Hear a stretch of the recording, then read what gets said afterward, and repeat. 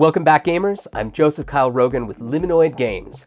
People have been asking for months when a tier list would finally be released for Star Wars Rivals. Well, the day has finally come. Today, I'm going to walk you through the first ever tier list for Star Wars Rivals by Funko Games. I was planning on releasing this back in July, but I got sidetracked by the release of the con exclusive figures and the discoveries of the new booster display layouts and changes to cards in the second printing. All of those things have been documented in the collection spreadsheet now, which is available on the Liminoid Games Discord server. And it just so happens that I tested positive for COVID this week. So with an entire week sitting alone, locked in my bedroom, I figured now would be the perfect time to knock out a tier list. And here it is in all its glory. This list was developed with input from the community, so I want to give a huge shout out to all the players that took the time to fill out my surveys. It was extremely helpful, but I did also make some judgment calls here and there, and I did weigh my own opinions and experiences a little more heavily than the survey data. In any case, this tier list is just a starting point, and is by no means the last word on any of these characters.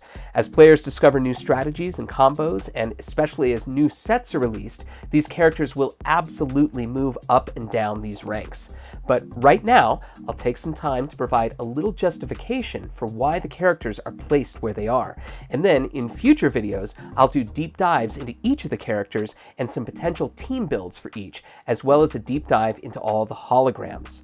Let's start with the light side.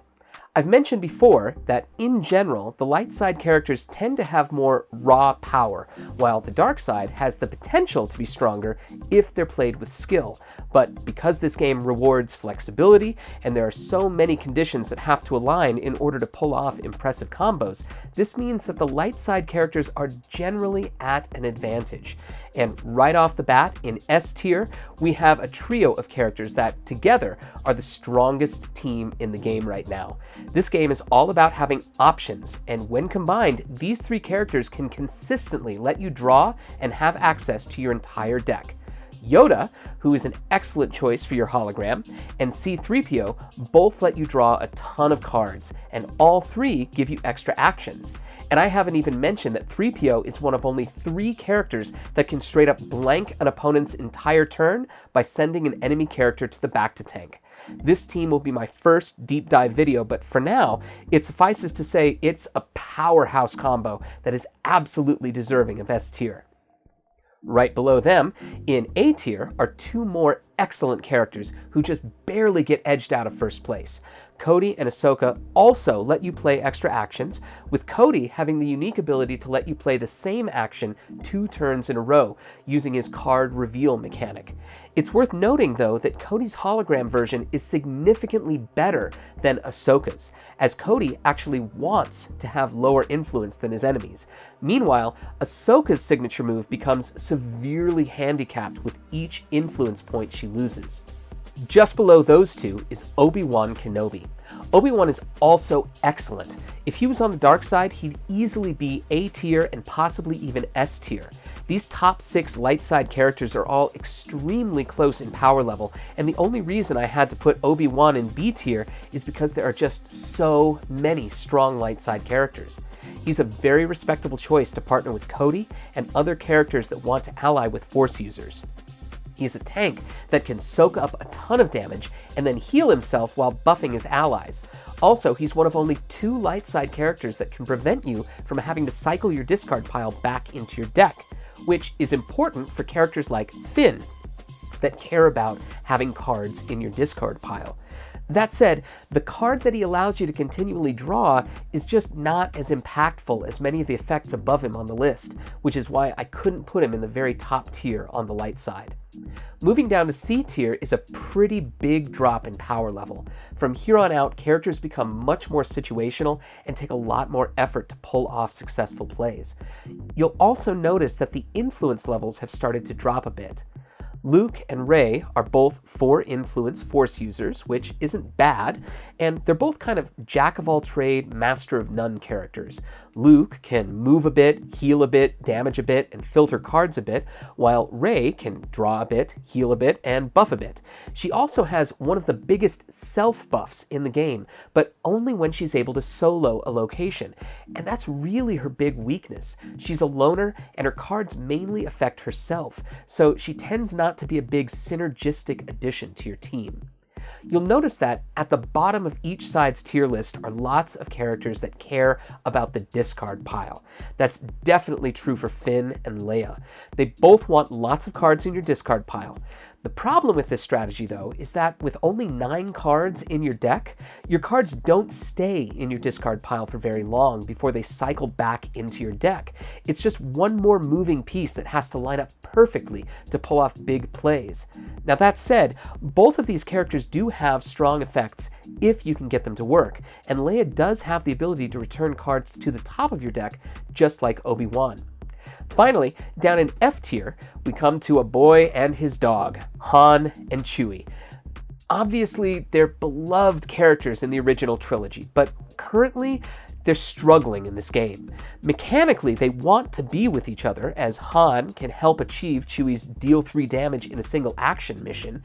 Chewie, for what it's worth, is as close to a straight DPS character as the light side has got in Series 1, but he just isn't able to match the damage output of the dark side characters, and certainly doesn't do enough damage to warrant his low influence level.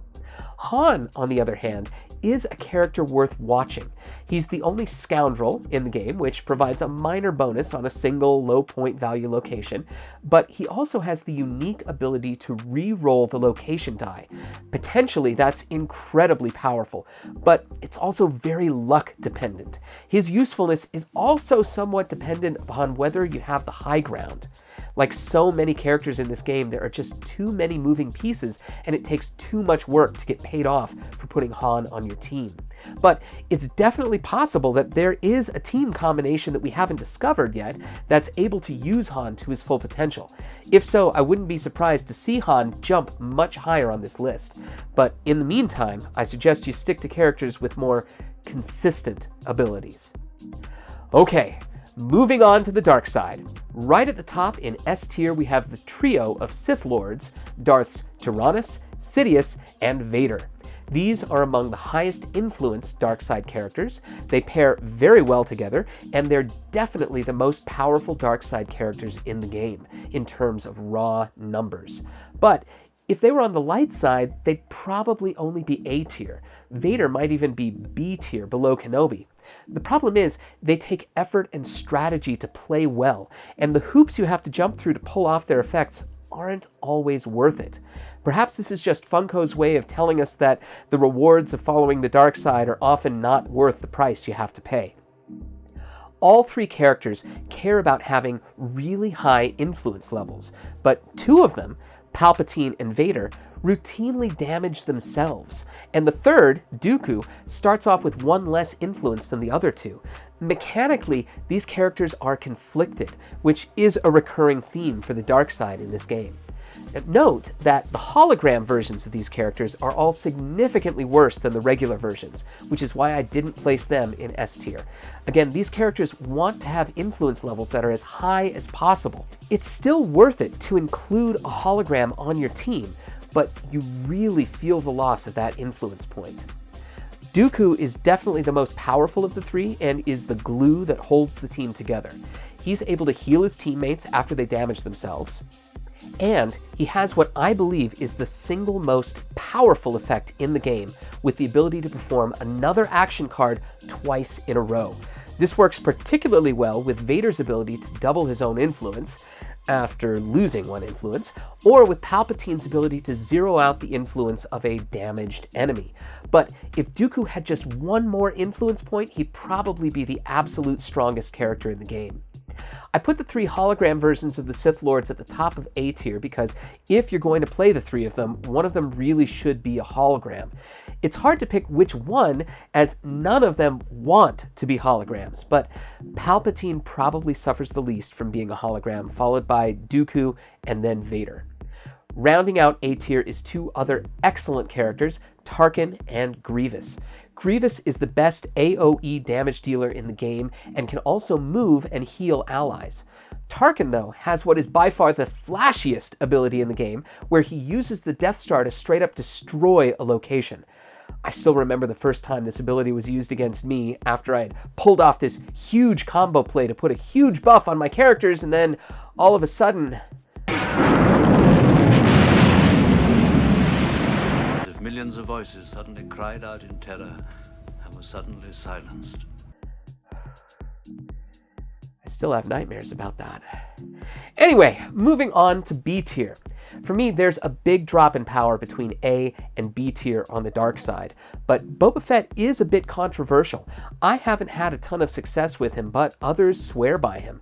He does have a couple of potentially powerful effects with the ability to steal and score an opponent's mission, which can be extremely impactful mathematically, especially if you can do it more than once. And he's one of the 3 characters that can send an enemy to the tank. Both Boba and Phasma can force an opponent to discard, which, while not amazing, is nothing to laugh at, and Phasma can be a hard counter to characters like Finn that get up to shenanigans with the discard pile. But overall, I'm just not sure either character is as impactful as they need to be in order to beat out characters higher on this list to earn a spot on my team. And a lack of impact definitely describes the characters in C tier. Stormtrooper Commander has one really great card, which changes his influence to the point value of his location. It's a brilliant effect that lets him easily secure the highest value location cards. But it's also a 5-point mission that you're probably going to want to score quickly, which means you'll lose access to it. Generally, I recommend scoring missions as soon as possible rather than waiting, but this card might be the exception, where it's so easy to score and does so much on its own, it's probably worth the risk of waiting. His other cards, though, just aren't that great. Notably, the card that tries to move an enemy character is terrible. Remember, this game is about having flexibility, and this card is the opposite of flexible. If you give your opponent the ability to choose between 2 penalties, you should expect that they will always choose the one that hurts them the least. And if you're not careful, they might even be able to choose an option that helps them. I know that certainly happened to me when my opponent has played this card against me. And then there's Mistress Ventress. Oh, Asajj, how the mighty have fallen. Asajj Ventress is my favorite character from the Clone Wars series. She's so awesome in that show, and yet her character in this game just doesn't live up to her legacy. The effects of her cards just aren't very powerful, and they're extremely conditional. More on that later. Next, we're on to D tier, where we find the Dark Side convention exclusive Scout Trooper. This, thankfully, is really where he should be. I think the devs were actually caught off guard by how powerful Wicket turned out to be, because they wanted to choose limited release promo characters that wouldn't become a part of the meta right away. They failed with Wicket, but they succeeded with Scout Trooper. Scout Trooper is a super interesting character with a ton of potential. The ability to immediately score a random mission card is something to stand up and take note of, but right now, he doesn't have a home.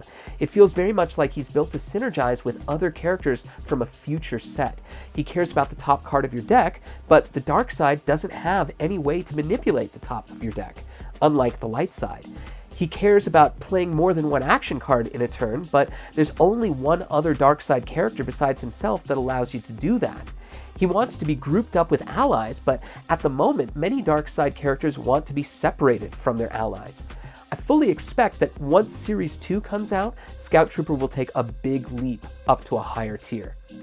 Next is the weakest of the dark side Force users, Supreme Leader Snoke. I think it's fair to say that Snoke is probably the least popular character on this list, both in the game and the franchise. If Funko wanted to find a less popular character, they'd probably have to pull out Jar Jar. Mechanically speaking, Snoke has the same problem as many dark side characters: mediocre effects that come at a high cost coupled with rather low influence. His costs are just a bit higher and his effects a bit more mediocre. And can someone please tell me why a character with the title Supreme Leader has the same influence level as a Count? Throw in an extremely difficult to score 4-point mission, and it's no wonder he's in D tier. Still, if you need a hologram, he's a hologram. Finally, at the bottom of the list in F tier, we have TX20. I am so happy he's in the game. I love seeing deep-cut characters like this. This guy was in a single episode of the Clone Wars before he got unceremoniously dismembered by a mob of Twi'lek civilians. Unfortunately, he doesn't seem to be faring any better in this game. Just like Han Solo, though, I've got my eye on TX20. His mechanics are centered on discarding cards, just like Asajj Ventress. Now, because you always draw up to 3 or 4 cards at the end of each round, being forced to discard isn't the huge punishment it can be in other games. But as far as I can tell, it's not really that beneficial either. There could be a combination out there where TX20 really shines, and I'm just not seeing it.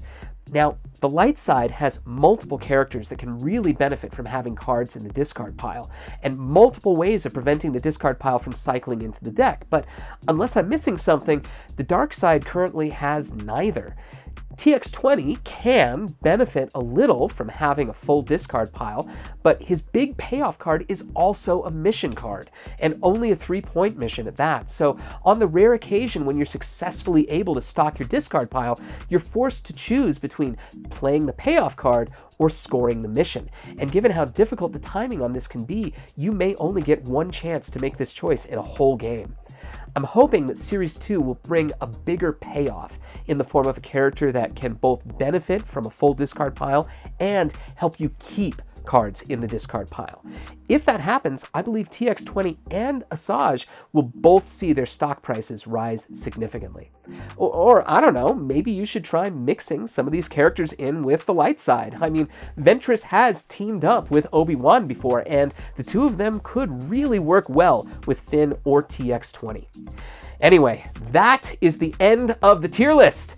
I'm sure everyone that watches this video will disagree with at least one placement, so please let us know what you think. I'd love to get your insights and feedback in the comments below, and especially on the Liminoid Games Discord server. Let's keep the conversation going. And until next time, for Liminoid Games, I'm Joseph Kyle Rogan.